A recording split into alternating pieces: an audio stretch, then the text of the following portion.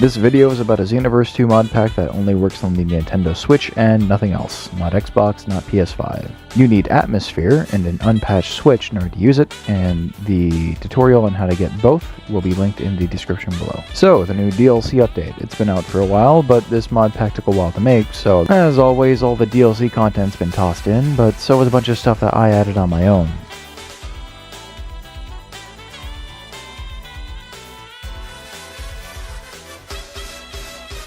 To start with, Hit's got a new move, but you might be wondering what happened to some of his old moves, since he already had a full moveset. Well, the Flashfish Crush, which used to be that special that I got rid of, is now his Ki Blast. Basically, think about how it works in Fighter Z.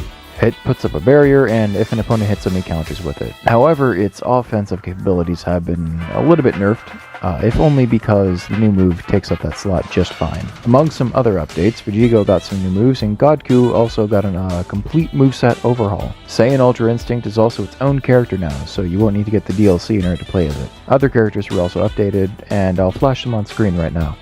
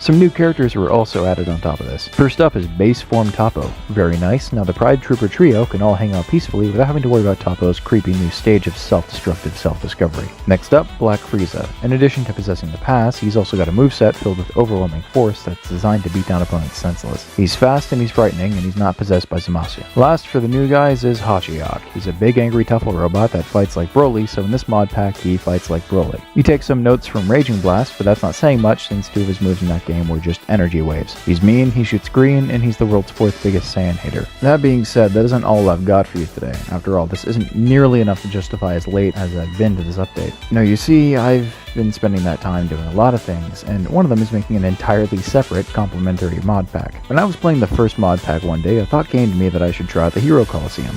The Hero Coliseum did not play nice with the mods. Then when I considered the entire rest of Xenoverse 2, I remember that this game has about 90% of its content in areas that aren't the Versus mode. However, the old mod pack made a lot of drastic overhauls that conflicted with most single-player content in some way. So, to compensate for this, I made a second mod pack just to fix this issue. This mod pack is built from the ground up as a complete refresh on the philosophy behind it. Instead of focusing on entirely reshaping Xenoverse 2, it focuses on adding entirely new content instead, in a way that doesn't revoke the old stuff. Now, I'm a stubborn old bastard who's set in his ways, so don't start thinking that Awakenings are coming back.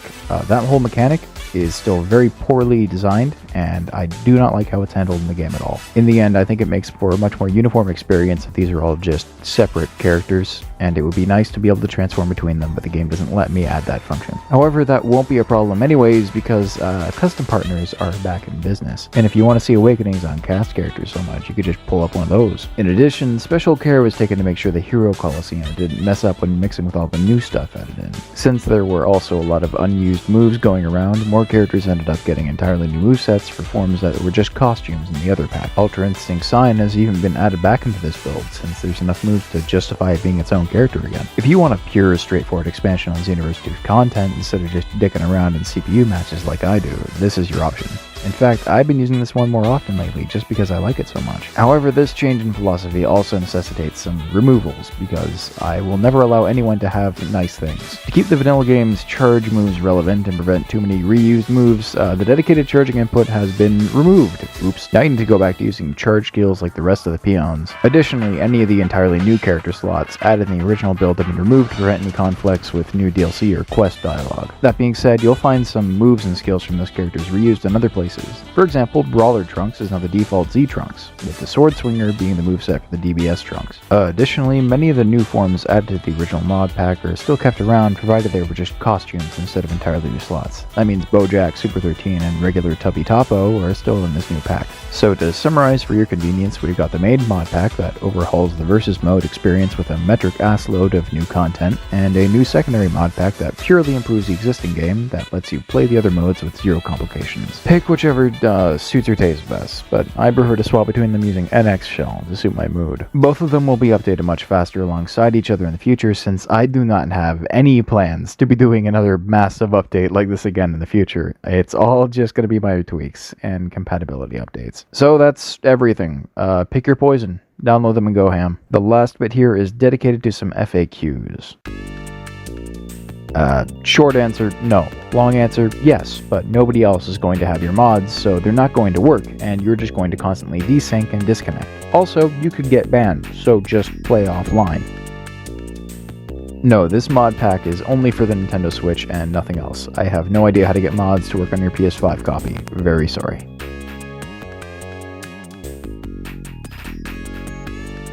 I am not stealing mods from anyone. All the mods found here are either completely free for anybody to put in their game or are appropriately paid for.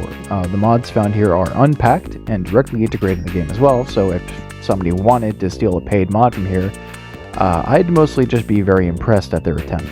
There is no attempt at stolen value here, and I properly credited all the creators in the description. However, this shit isn't easy, so without any dramatization, I've categorically wasted thousands of unpaid hours of my life on getting these mod packs out. I've also made and added a ton of mods of my own into this mod pack, not the least of which is a complete overhaul that gives every character a dedicated energy charge button combo. So some appreciation for my own part in this creation would be nice. I am actively wasting thousands of hours of my life, and I think hundreds of dollars in commissions and paid mods to get this out there, and I would really appreciate it if I would stop getting messages telling me that I'm stealing mods when I'm crediting everyone and paying creators to the point where it might be a problem for me and I have to stop trying as hard as I've been. TLDR, I'm not stealing anything, credits are carefully compiled, and this isn't as easy as slapping characters into a Mugen build and selling it on Steam to begin with. And that's about it. As always, don't use this stuff online or you'll get banned. Be careful, have fun, and whatever.